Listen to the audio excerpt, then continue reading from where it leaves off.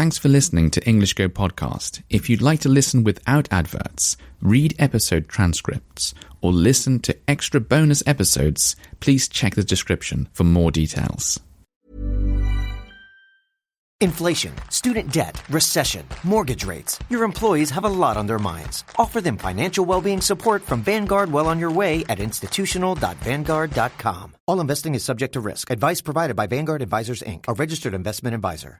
Subtle results, still you, but with fewer lines. Botox Cosmetic, out of botulinum toxin A, is a prescription medicine used to temporarily make moderate to severe frown lines, crow's feet, and forehead lines look better in adults. Effects of Botox Cosmetic may spread hours to weeks after injection, causing serious symptoms. Alert your doctor right away as difficulty swallowing, speaking, breathing, eye problems, or muscle weakness may be a sign of a life-threatening condition. Patients with these conditions before injection are at highest risk. Don't receive Botox Cosmetic if you have a skin infection. Side effects may include allergic reactions, injection site pain, headache, eyebrow and eyelid drooping, and eyelid swelling. Allergic reactions can include rash, welts, asthma symptoms, and dizziness. Tell your doctor about medical history, muscle or nerve conditions including ALS or Lou Gehrig's disease, myasthenia gravis, or Lambert-Eaton syndrome, and medications, including botulinum toxins, as these may increase the risk of serious side effects. For full safety information, visit BotoxCosmetic.com or call 877-351-0300. See for yourself at BotoxCosmetic.com.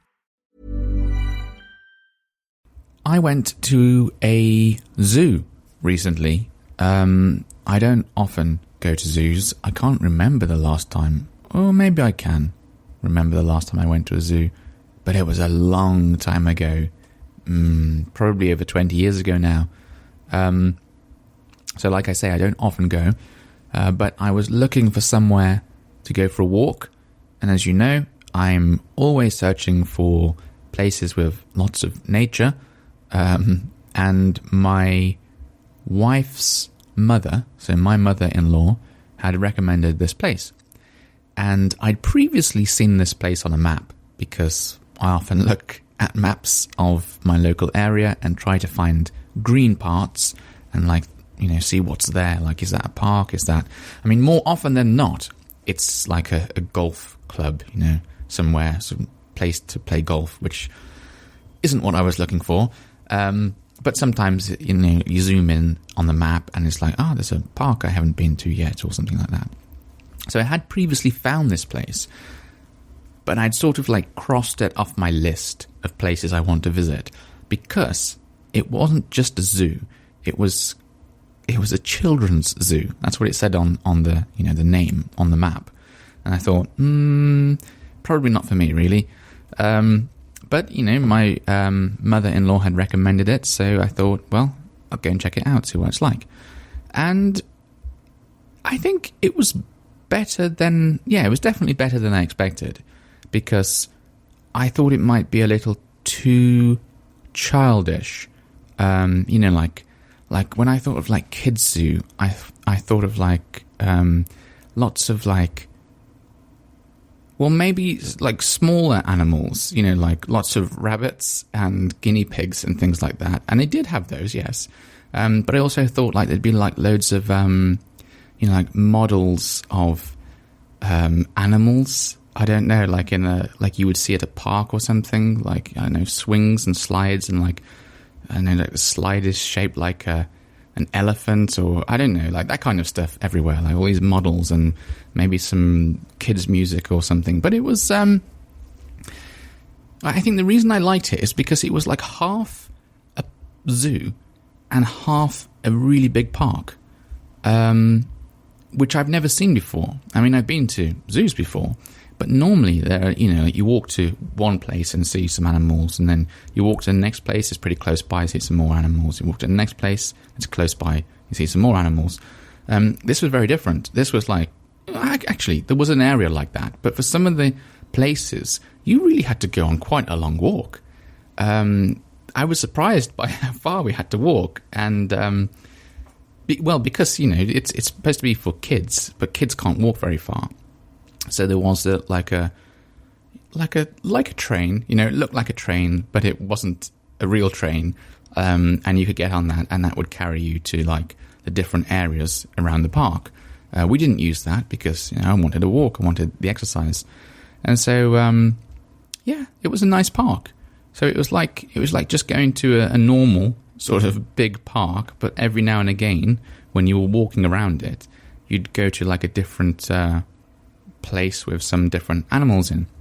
And we saw quite a few animals. I think there were more than I was expecting. Like I said, when I heard children's zoo, I just thought like loads of rabbits and guinea pigs, and smaller animals. But we saw some giraffes as well, and there were about 6 of them. So you need a lot of space to keep 6 giraffes, and it was weird. I mean, it's always weird when you see giraffes because they just don't belong in England. If I see them in England, and they don't belong in Japan either. So it's very strange seeing a giraffe. Maybe it's not if you live in Africa somewhere, but they don't normally live over here.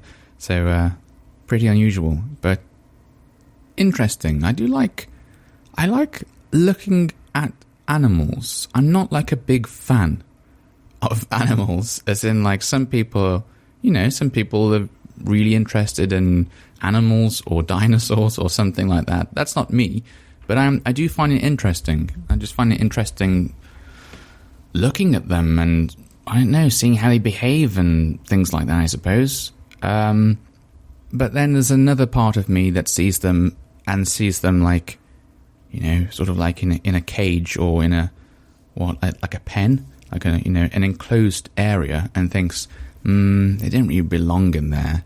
But then I look at some of them and I think, well, you could, you've got an easy life.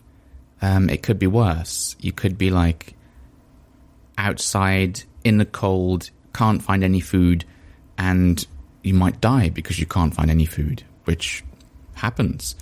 So I really don't know what, is it better that those animals are in the zoo, or is it better that they're outside in, nature where they belong? It's hard to say. They're very well looked after, I should imagine. I'd hope in the zoo. If they get ill, there's a vet who can look after them and all that kind of stuff. So I don't know. But sometimes I look at them and I just wonder, are you happy? But then again, I don't know. Do animals experience happiness like humans do? Maybe some of them, maybe not all of them. I don't know. I've gone off on a different what we say like I've gone off on a tangent, which means I've gone off on a different course of a different path for the thing that I wanted to talk about.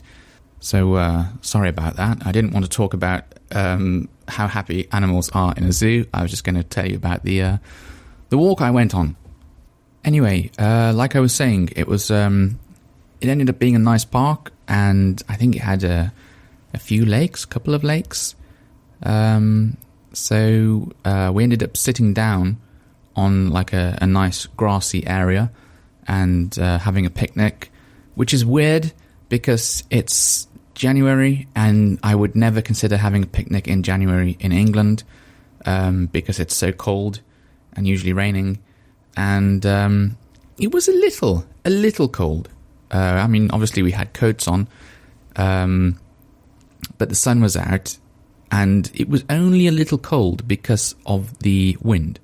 The wind was quite cold. But if we had been sitting in an area that was, sheltered from the wind, then it would have felt even warmer. But as things were, it was definitely warm enough, and I didn't feel cold at all, really, which is, again, quite strange. But, I mean, strange for me, as an English person. But I don't think it was that warm. I don't know. I think it was under 10 degrees. But just had a good coat on and sitting down on something warm. Like, well, I wasn't sitting on something warm. I wasn't sitting on something heated. But I was sitting down on like a special mat with a special surface, and it reflects the heat back at you. So it feels warm, but it's your own heat, if that makes sense. I hope it does. So, yeah, it was just nice going out for a walk, going out for a picnic, and then the animals, it's just like they happened to be there. So it felt like a park with a zoo instead of just a zoo. And so, apart from giraffes, what other animals did we see? We saw a lesser panda. They had sheep, which is interesting. I don't think you'd get sheep in a zoo in England, just because sheep are pretty much everywhere anyway. I mean, you can just see them in fields, just driving along a country road. There's some sheep, there's some cows, there's some horses. In fact, I think they had yes, they had cows. Did they have? Yes, they had. No, they didn't have horses. They had ponies. But, it's sort of similar. Small horse. What else did they have? Did I see any pigs? I didn't. I don't think I saw pigs. I saw like a really big tortoise. 2 of them. And I'm trying to think what else. I mean, to be honest, there were lots of animals that I saw that I wouldn't recognize. Because, like I said, I'm not so fascinated by animals, But, there was some that I was just looking at, and I just thought, I don't know what you are. I've never seen you before. But they had the name, at the side of the enclosure where the animals were, but I've forgotten the names already, I'm afraid. But some of them were quite cute and fluffy. Oh, we saw owls. We saw some rather nice owls and like a stork, like a giant bird that was standing on one leg. It was standing on one leg. I'm trying to think of all the animals. It was only a few days ago, and I've forgotten most of them already, which is a shame. Prairie dogs. You saw prairie dogs. I think the reason I've forgotten them is because there were so many that I was seeing that I just had never seen before or even heard of before.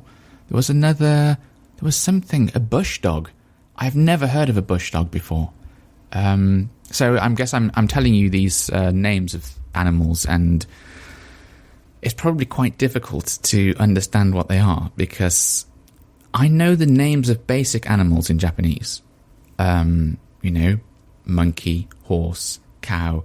But when it starts to get into things like bush dog, I don't even know what it is in English. I've never heard it before. So, of course, you probably don't know what it is unless you're fascinated by animals and you've been studying the names of animals in English.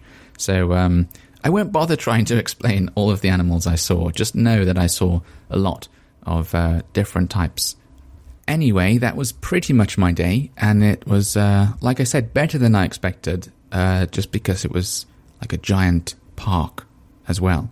If it was just a zoo, I probably wouldn't have enjoyed it so much, but because it was combined with a bit of walking. Ooh, hang on, there is one animal that I wanted to tell you about. I don't know if you know what this one is. Actually, I didn't. Yeah. I saw this animal that's called a capybara. And a capybara, to me, looks like a giant guinea pig. I don't know if you know what a guinea pig is. But a guinea pig is sort of, it looks like a rabbit a bit, without a big tail and without the big feet. And a guinea pig looks like a mouse, I suppose.